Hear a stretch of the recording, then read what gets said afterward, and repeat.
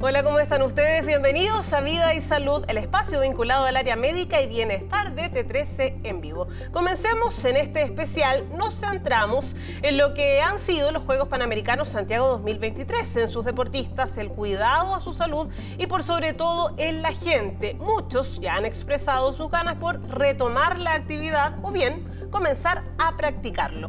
Sigamos con la recuperación muscular, que también es un tema. Hemos visto que los atletas tienen espacios muy cortos de descanso entre cada competencia. ¿Qué recomendaciones entregan los especialistas? Veamos.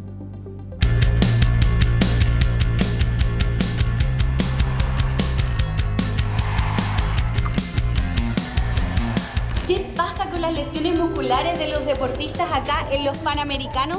Bueno, para hablar de eso estamos con Carlos Céspedes, que nos va a dar todos los tips.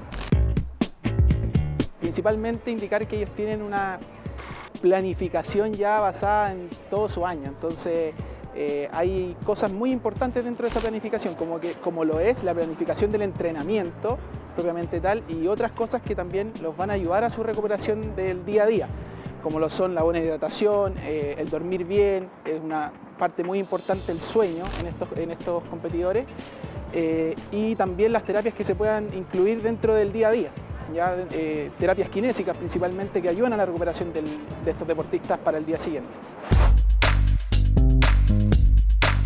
Y las piscinas de hielo, uno tiende a ver cómo es después de las competencias, ¿cómo funciona eso? Sí, mira, es una terapia completamente, no sé si tan nueva, no me atrevería a decir que es nueva, pero sí está cada vez siendo más utilizada principalmente en estas competencias, como lo son los Juegos Panamericanos, por un tema que ayudan principalmente a dos cosas, ¿ya?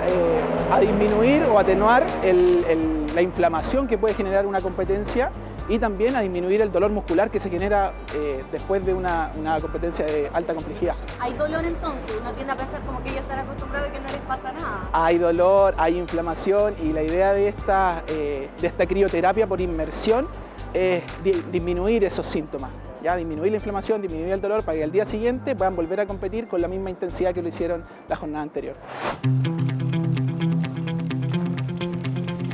¿Hay otras técnicas?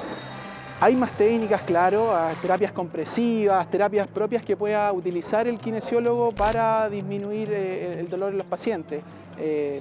Distintas técnicas, como lo dije anteriormente, la terapia por compresión, la presoterapia llamada, también terapias un poco más manuales que aplica el kinesiólogo. Masaje propiamente tal, claro, ayuda un poco el proceso de relajación, en el sentido del paciente.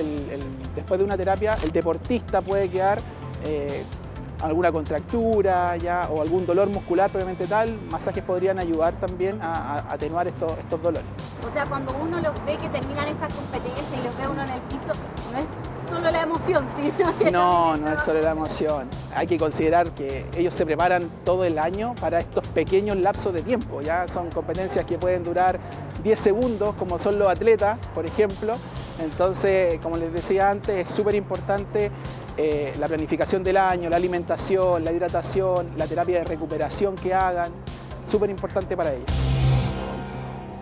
Bien, muy interesante. Pero hemos llegado al momento de nuestra entrevista en Vida y Salud, y hoy nos acompaña el doctor Andrés Serrano, jefe de Servicios de Medicina Deportiva UC Christus en Club Deportivo Universidad Católica, para que comentemos en este especial de Panamericanos Santiago 2023 sobre lo que veíamos en la nota, la recuperación y también, por supuesto, la motivación que han tenido las personas de retomar el deporte o incluso partir de cero. ¿Cómo está? Hola, Nilsen. Muy bien, muchas gracias por invitarme. Muy bien. Mira, yo quiero partir diciendo una cosa. Es decir, A ver. la energía positiva que se ha generado en estos Panamericanos para mí es impactante. Es decir, y lo que esperamos desde el mundo de la salud es que esto genere un impacto en la población y que la población realmente se motive y realmente se dé cuenta de lo importante que es para la salud mirada desde un punto de vista biopsicosocial, no solo de la ausencia de enfermedad, sino que del bienestar de las personas, el mantenerse en movimiento, el mantenerse físicamente activos. Y si es con un deporte que además te produce diversión, entretención, que sea lúdico, qué mejor. Así que eso es lo que estamos esperando todos los que trabajamos en el mundo de la salud y el deporte, que es lo que esto genere Sí, y se ha notado mucho en los comentarios y sobre todo porque también hay gente que se motiva al ver el alto nivel de los deportistas en nuestro país también, ¿no? Que nos sorprende y decimos, bueno, podemos hacerlo también. ¿Qué recomiendas en los casos de las personas que, por ejemplo, realizaron un deporte hace un tiempo atrás y que ahora quieren retomarlo? Eso por un lado, ¿y qué pasa con quienes ahora quieren focalizarse en alguna actividad física? Mira, hay ciertas reglas, hay ciertos algoritmos que uno puede ordenar, pero en general tenemos que ver, cada persona es un mundo en sí mismo, ¿verdad? Y eso es súper importante tenerlo claro. El deporte de alto rendimiento, el deporte de alta exigencia, cuando llevamos nuestra fisiología corporal, la queremos llevar al máximo, obviamente que existen riesgos, ¿verdad? Existen riesgos tan básicos como lesionarse, ¿verdad? Que es algo relativamente normal. Una contractura, un esguince, etc. Pero existen riesgos mayores, ¿ya? Riesgos relacionados al clima, por ejemplo, trastornos por calor, e incluso la probabilidad de morir haciendo deporte. Ahora, ¿quién se va a morir haciendo deporte? Personas que tengan una patología previa que no ha sido detectada, ¿ya? Eso hay que dejarlo claro. Los beneficios del deporte son, pero por lejos mayores que los riesgos. Por lejos, ¿ya? Por lejos. Entonces, la idea no es asustar a la gente y decirle, no, tienes que pasar por un gran control médico para hacer deporte. Digamos, como... Sí, pero no todos. Ya. No todos. Tú hiciste bien la pregunta. La persona que dejó de hacer deporte hace 10 años, se hizo sedentario, subió 15 kilos, ¿no? Claro. Tiene problemas de colesterol, tiene hipertensión arterial, y de repente le da por quererse a meter a hacer deporte por los Panamericanos, sí. Vaya, hágase un chequeo médico, revisemos su corazón, revisemos que tiene bien controlada la presión arterial, revisemos que tiene bien controlado el... Pero puede partir de a poquito, sí. ¿no? Caminando. Exactamente. Una persona que es relativamente activo. Activo me refiero a que en la vida diaria es activo. Sube escaleras, baja escaleras, camina 30 minutos todos los días, etc. Y dice, ¿sabes qué? Me quiero poner a hacer ciclismo. ¿Ya? Y lo voy a hacer a moderada intensidad. Un buen ejemplo este. Voy a entrenar todos los días 45 minutos, una hora, a una intensidad moderada. Si esa persona no tiene ningún factor de riesgo cardiovascular, nunca ha tenido ningún síntoma, yo no lo asustaría con que tiene que ir a hacerse un chequeo médico sí o sí. ¿Ya? Entonces, alguien que es activo y que va a hacer ejercicio de moderada intensidad, mira, incluso podría hacerse, existen cuestionarios, hay un cuestionario bien típico que se llama el PAR-Q, en que te hacen 7 preguntas que de alguna manera te dicen, ¿alguna vez te ha dolido el pecho haciendo deporte? ¿Alguna vez te has desmayado haciendo deporte? ¿En tu familia hay antecedentes cardíacos? Si todo eso es negativo, haz deporte moderado. Es mejor que no hacer nada. Y el otro ejemplo, alguien que se hizo sedentario hace mucho tiempo, ¿ya? Y tiene algunos factores de riesgo cardiovascular, esa persona sí tiene que hacerse un chequeo médico. ¿Qué es lo que hay que buscar en ese chequeo? Factores de riesgo cardiovascular, ¿no es cierto? Sedentarismo, obesidad, tabaquismo, hipertensión arterial, diabetes, problemas de colesterol. Y si tiene algunos de ellos, quizás tengamos que hacerle un test de esfuerzo, por ejemplo. ¿Ya? Quizás no tengamos que hacer nada. Si no hay ningún factor de riesgo, un electrocardiograma de reposo, check, vaya a hacer deporte. ¿Ya? Esa es la primera de las cosas que tenemos que ver. ¿Ya? Después, ¿de qué tenemos que preocuparnos? De la alimentación. ¿Ya? Fundamental. Sobre todo si yo voy a empezar a hacer deporte de cada vez más intensidad y voy a empezar a tratar de competir, a buscar un poco más de intensidad en mi entrenamiento, es importante que la alimentación alcance ese gasto calórico. Yo siempre le digo a los pacientes, lo que a ti no te puede pasar es quedarte en déficit calórico. Porque tendemos mucho a asociar, voy a ponerme a hacer deporte y al mismo tiempo hago una dieta. Dejo de comer. Y hago una restricción de carbohidratos y empiezo a dejar de comer y no tengo energía para hacer ese deporte. Eso en un periodo de 3, 6, un año va a traer un problema. Va a tener más lesiones, la persona va a tener quizás problemas de inmunidad, se va a enfermar más. Es decir, hay que preocuparse de la alimentación. Y la tercera patita de la mesa que yo siempre le pongo a los pacientes, es decir, como le digo, primero corazón, que no es tan difícil decir check, alimentación, y tercero los músculos esqueléticos. Ya. Si yo, que nunca he hecho CrossFit en mi vida, y de un día para otro digo me voy a ir a un gimnasio de CrossFit, me voy a lesionar. Hay que preparar la musculatura para lo que yo quiero hacer. Por ejemplo, dando ya ese escenario, el de CrossFit, si yo quisiera. Uno, empezando de a poco. Ya. 2, ojalá, si es que se puede, asesorado por un profesional, ¿verdad? Que me vaya controlando las cargas progresivamente.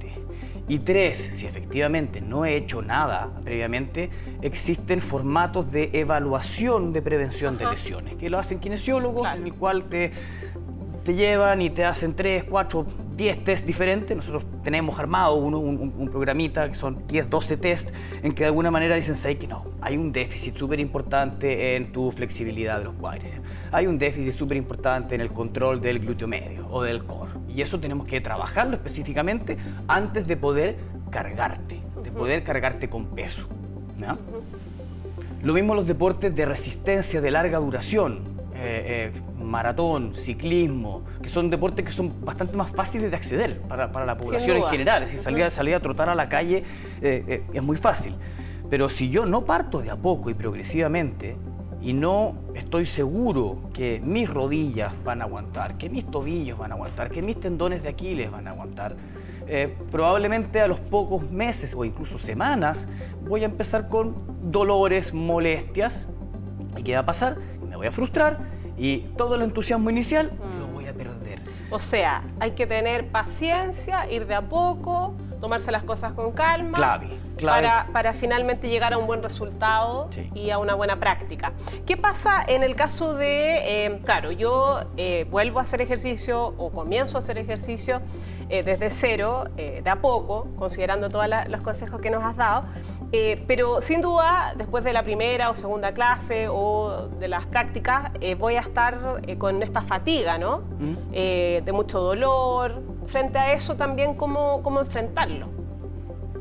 Nuevamente, 1, manejar las cargas. Ya. Una persona que está con todo. Claro, una persona que está recién, pongamos una persona de 50 años, y que en los últimos 10, 15 años no hizo nada, no puede pretender volver a hacer deporte inmediatamente todos los días. Probablemente va a tener que empezar haciendo pausas de 24 o 48 horas de recuperación.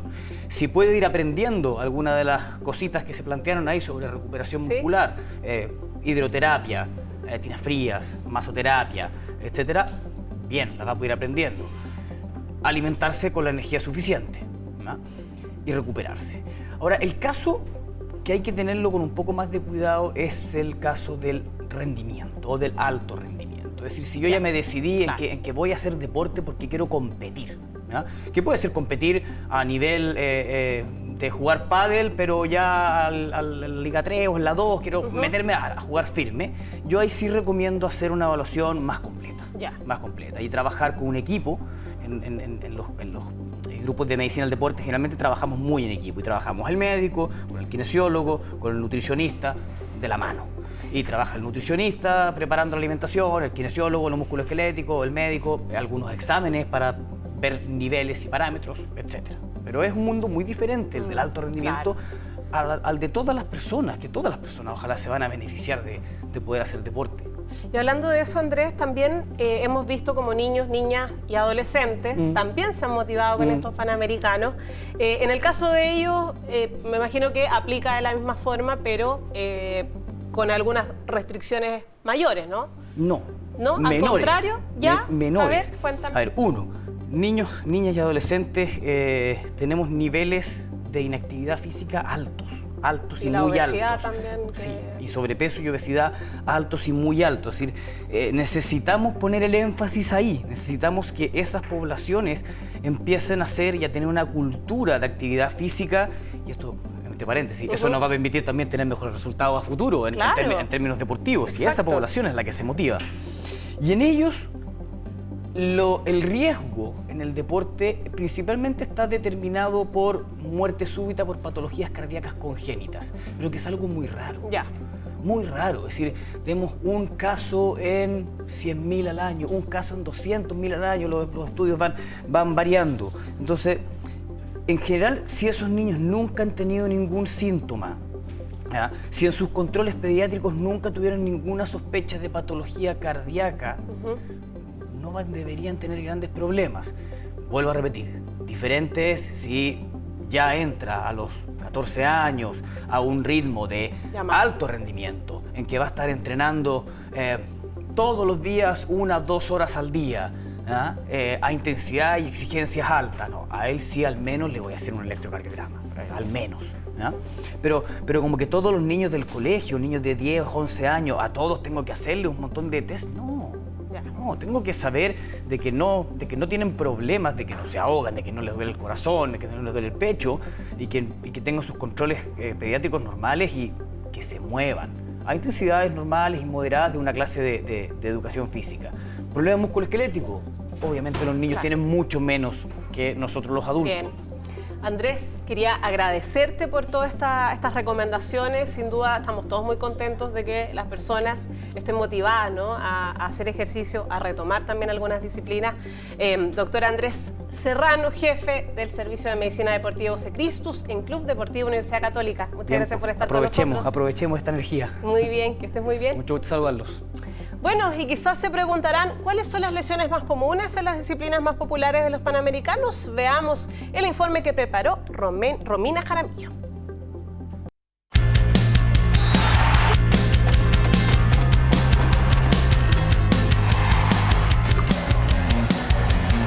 Estamos con el doctor Yannick Claver, traumatólogo de la red UC Christus, para conversar sobre cuáles son las lesiones más comunes en los deportistas de alto rendimiento. Bueno, depende un poco del deporte. Cada deporte tiene lesiones que son bien características. Por ejemplo, en voleibol playa, las lesiones de tobillo son súper frecuentes con las torsiones que ocurren en las caídas. También las lesiones en dedos y en muñecas cuando tienen contacto con la pelota. Doctor, ¿qué pasa, por ejemplo, en otros deportes como el remo o el fútbol, por ejemplo? Bueno, remo es una actividad que tiene mucho trabajo de espalda, así que las lesiones en columna lumbar son frecuentes, también en hombros por el esfuerzo, y hay un poco también de lesiones en muñeca y manos por la tomada del remo. En fútbol, bueno, fútbol es el deporte probablemente más conocido por todos. Las lesiones de rodillas son muy frecuentes, ligamento cruzado, menisco. También a veces hay lesiones en tobillo por traumas cuando reciben golpes o trancazos, así que eso es lo más frecuente.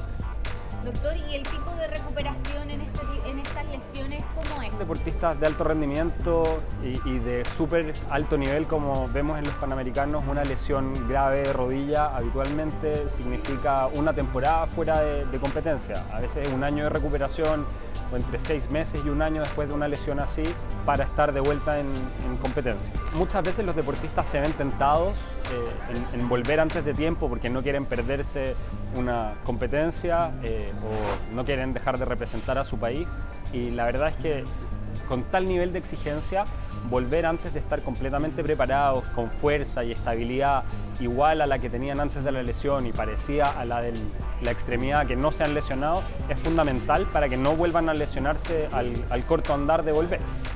Doctor, ¿y qué pasa con el factor tiempo, con el factor clima? ¿Puede generar lesiones? La verdad es que los deportistas están súper acostumbrados a participar en competencia en distintos ambientes. Las temperaturas extremas siempre son un problema, y especialmente en actividades de largo tiempo, como por ejemplo maratón. Si se encuentran con temperaturas como las que hemos visto de sorpresa estos últimos días, es un riesgo, puede haber hipotermia o al revés, a veces cuando hace mucho calor, golpes de calor. Sin embargo, creo que los deportistas de alto nivel en general están súper entrenados y preparados para enfrentarse a esto porque viven compitiendo.